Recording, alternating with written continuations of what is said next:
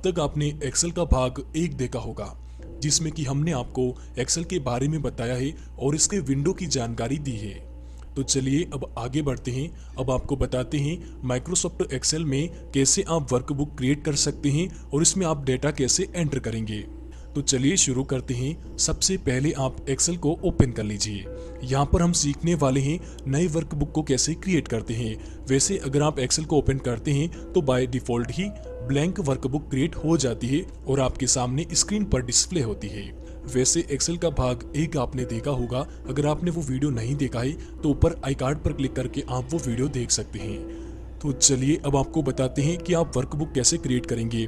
तो by default तो ये है ब्लैंक वर्कबुक। अगर आप दूसरा टेम्पलेट लेना चाहते हैं तो आप फाइल पर क्लिक कीजिए, उसके बाद न्यू पर क्लिक कीजिए और यहाँ पर आपको बहुत सारे टेम्पलेट्स दे रखे हैं जो कि आप सेलेक्ट करके वर्कबुक को क्रिएट कर सकते हैं। यहाँ पर हम आपको समझाने के लिए ब्लैंक वर्कबुक ही यूज में ले रहे हैं। अब आपको यहाँ पर हम बताते हैं एक्टिव सेल के बारे में। ऊपर जो ये आप A1 देख रहे हैं, इसके बारे में हमने आपको पहले नहीं बताया है, इसलिए अब हम आपको बताने जा रहे हैं। ये जो A1 आप देख रहे हैं, ये पूरा नेम बॉक्स, इसको कहते हैं एक्टिव सेल। अगर आप किसी भी सेल में कुछ काम कर रहे हैं, जो सेल एक्टिव है उसके बारे में यहाँ पर आपको दिखाई देगा। जैसे आप C सेल में रो नंबर 2 में एक्टिव है तो यहाँ पर लिखा आएगा C2। उसके बाद में इसी तरह से B में अगर 8 रो में आप एक्टिव है तो यहाँ पर B8 इसी तरह से यहाँ पर लिखा आएगा। वैसे जिस भी सेल में आप एक्टिव होंगे उसके चारों तरफ बॉर्डर होगा, जिससे कि आपको पता चल जाएगा कि आप कौन से सेल में डेटा एंटर कर रहे हैं। ये तो बता दिया हमने आपको एक्टिव सेल के बारे में। अब आपको बताते हैं डेटा को एंटर करना। ये वैसे एकदम बेसिक सा है। जैसे जैसे हम एक्सेल का एडवांस कोर्स सीखेंगे उसमें थोड़ा सा धीरे धीरे हार्ड होता जाएगा, लेकिन कोई बात नहीं, हम आपको धीरे धीरे और आसानी के साथ में सिखाएंगे। तो हम आपको बताते हैं आप वर्कबुक में नंबर और टेक्स्ट के रूप में डेटा को तेजी और आसानी के साथ में एंटर कर सकते हैं। सबसे आसान तरीका है किसी भी सेल पर आप क्लिक कर सकते हैं। जैसे ए सेल पर हमने क्लिक कर दिया, उसके बाद में आप क्या कर सकते हैं, टाइप करना शुरू कर सकते हैं। आपको जो भी टाइप करना है वो टाइप करना आप शुरू कर सकते हैं। अगर आपको ऊपर नीचे रो में जाना है तो आपका जो कीबोर्ड है उसके एरो जो है उसको आप प्रेस करते जाइए। ऊपर लेने के लिए आप ऊपर वाला और नीचे लेने के लिए आप नीचे वाला एरो प्रेस कर सकते हैं। राइट और लेफ्ट के लिए भी आप कीबोर्ड का जो एरो है उनको प्रेस कर सकते हैं। 4 एरो वैसे हमारे कीबोर्ड में होते हैं जिनकी मदद से आप डेटा एंटर कर पाएंगे। दोस्तों आप ऐसा मत सोचिए कि मैं बार बार वही वर्ड क्यों दोहरा रहा हूँ। मैं बार बार इसलिए बोल रहा हूँ ताकि जो वर्ड है उनको मैं बार बार बोलकर आपको सही से याद दिला सकूं और समझा सकूं। जैसे अभी हम इस सेल में फर्स्ट नंबर रो में डेटा एंटर करना शुरू करते हैं। यहाँ पर हम लिखेंगे सेल और 2018 लिख देंगे। सबसे पहले यहाँ पर मैं 5 महीनों का डेटा एंटर करने वाला हूँ। जो सेल हुई है वो यहाँ पर हम एंटर करेंगे। जस्ट हम डेमो के लिए आपको बता रहे हैं, सिखाने के लिए आपको बता रहे हैं। तो यहाँ पर मैं एंटर करता हूँ जल्दी जल्दी।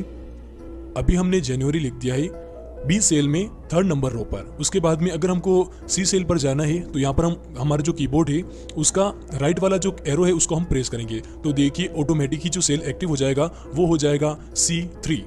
उसके बाद में हम यहाँ पर एंटर करते हैं और इसी तरह से हम 5 महीनों का यहाँ पर एंटर कर देते हैं। तो यहाँ पर जैसे हमने टोटल लिख दिए हैं 5 महीने, जनवरी, फरवरी, मार्च, अप्रैल और मई। तो उसके बाद में हम क्या करते हैं, हम डेटा एंटर करते हैं। तो आपको नीचे वाली रो में आना है। तो यहाँ पर हम नीचे वाली रो पर आ गए हैं। ऊपर आप देख सकते हैं जैसा कि हमने आपको पहले बताया है कौन सा सेल एक्टिव है वो आप ऊपर देख पाएंगे। वैसे जो भी सेल एक्टिव होगा वो हाईलाइट हो जाएगा, उसके चारों तरफ बॉर्डर होंगे। तो यहाँ पर हम जल्दी से पूरा डेटा एंटर करके आपको बता देते हैं और कुछ इस तरह से प्रोसेस होगा जो कि हमने आपको बता दिया है। जैसे जैसे आप क्लिक करते जाएंगे सेल एक्टिव होता जाएगा और आप उसमें डेटा एंटर कर पाएंगे। नीचे लेने के लिए, ऊपर लेने के लिए आप माउस भी यूज कर सकते हैं और दूसरा आप अपने कीबोर्ड के जो 4 की है, जो एरो के निशान है राइट लेफ्ट और ऊपर नीचे के लिए, उनको प्रेस करके बहुत ही तेजी के साथ में डेटा एंटर कर सकते हैं। कुछ इस तरह से हम आगे से आगे सेल में डेटा एंटर करते जा रहे हैं। अगर आप चाहें तो वीडियो को देखते देखते ही साथ में आप सीख सकते हैं, डेटा एंटर कर सकते हैं। वैसे काफ़ी इजी है। हम जैसे जैसे आगे एडवांस कोर्स सीखेंगे उसमें थोड़ा सा हार्ड होता जाएगा, लेकिन आपको टेंशन लेने की ज़रूरत नहीं है। हम आपको इजी तरीके से सिखाने जा रहे हैं। आपको किसी भी तरह का कोर्स करने की ज़रूरत नहीं पड़ेगी। आप घर बैठे हमारे वीडियोज़ को देखकर सीख सकते हैं। तो यहाँ पर हमने सक्सेसफुली डेटा को एंटर कर लिया है। उम्मीद करते हैं आप भी सीख गए होंगे। थोड़ा बहुत तो आपको पता चल गया होगा एक्सेल में डेटा एंटर आप कैसे कर सकते हैं। तो यहाँ पर जैसे हमने अभी लिखा है 2018 के इन 5 महीनों में कितनी सेल हुई है, जैसे कंप्यूटर की कितनी सेल हुई, लैपटॉप, माउस, कैमरा, स्पीकर्स की कितनी सेल हुई है, यहाँ पर वैसे हमने लिख दिया है। तो कुछ इस तरह से आप भी यहाँ पर डेटा एंटर कर पाएंगे। लेकिन आप धैर्य के साथ हमारे साथ बने रहिएगा, पूरा सपोर्ट कीजिएगा। अगर किसी भी प्रकार की कोई समस्या आपको होती है तो कमेंट ज़रूर कर दीजिएगा। बहुत ज़रूरी है कि आप कमेंट करें और हम आपकी जो समस्या होगी उसको जल्द से जल्द सॉल्व करने की कोशिश करेंगे। तो किसी भी प्रकार की समस्या होने पर आप कमेंट ज़रूर कीजिए। तो चलिए अब और आगे बढ़ते हैं और इस वर्कबुक को आप सेव कैसे करेंगे हम आपको बताते हैं। तो सेव करने के लिए आप सबसे पहले फाइल पर क्लिक कीजिए या फिर आप अपने कीबोर्ड के Ctrl+S बटन को प्रेस कर सकते हैं। ठीक है, सेव करने के लिए आप इनको प्रेस कर सकते हैं या फिर अपने माउस से यहाँ पर सेव पर क्लिक करके भी सेव कर सकते हैं। यहाँ से आप लोकेशन लीजिए, जैसे हम लेते हैं डेस्कटॉप। यहाँ पर आपको बाय डिफ़ॉल्ट ही बुक 1 देखने को मिलेगा, तो यहाँ पर आप रीनेम कर सकते हैं, जैसे हमने कर दिया सेल 2018। उसके बाद में आप सेव पर क्लिक कर सकते हैं। यहाँ पर आपको एक बात और बताना चाहेंगे, सेव एज टाइप में यहाँ पर एक्सेल वर्कबुक होगी।